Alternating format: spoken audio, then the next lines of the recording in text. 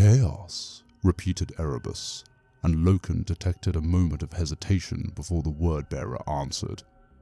What do you mean by that term? I'm not sure, admitted Loken. It was something Mithras Tull said to me back on Zenobia. Mithras Tull?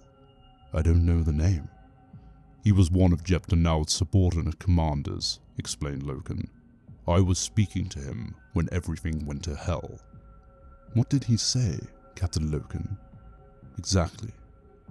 Loken's eyes narrowed at the first chaplain's tone, and he said, Tull spoke of chaos as though it were a distinct force, a primal presence in the warp. He said that it was the source of the most malevolent corruption imaginable, and it would outlive us all and dance on our ashes. He used a colourful turn of phrase. That he did, but I believe he was serious, said Loken, gazing out into the depths of the warp. Trust me, Loken. The warp is nothing more than mindless energy churning in constant turmoil.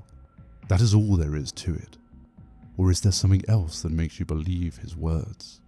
Loken thought of the slaving creature that had taken the flesh of Xavier Jabal in the water fane under the mountains of 6319. That had not been mindless warp energy given form. Loken had seen a monstrous, thirsting intelligence lurking within the horrid deformity that Jabal had become.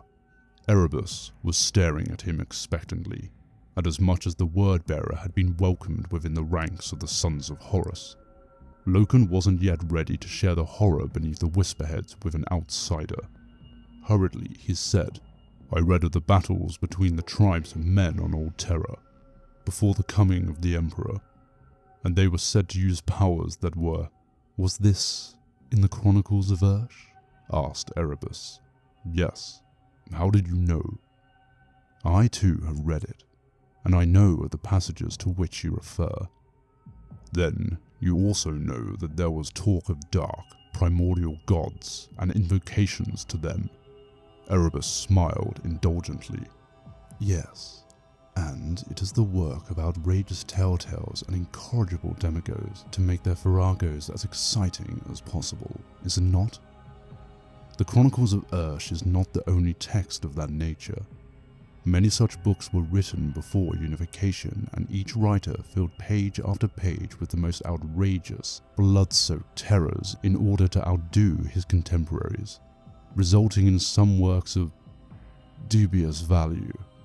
You don't think there's anything to it then? Not at all, said Erebus.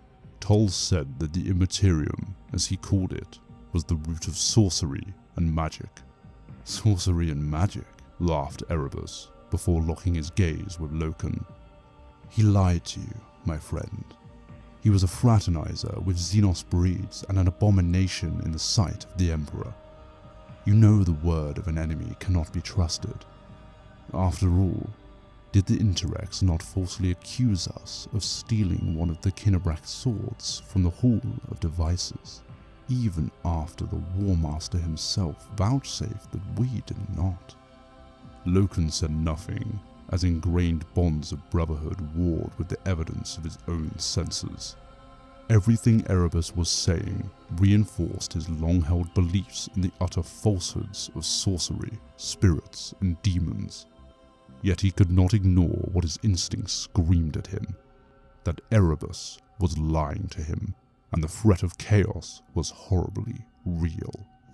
Mithras Tull had become an enemy, and Erebus was a brother Astartes, and Loken was astonished to find that he more readily believed the warrior of the Interrex.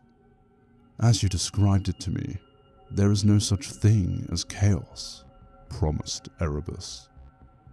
Loken nodded in agreement, but despaired as he realized that no one, not even the Interrex, had said exactly what kind of weapon had been stolen from the Hall of Devices.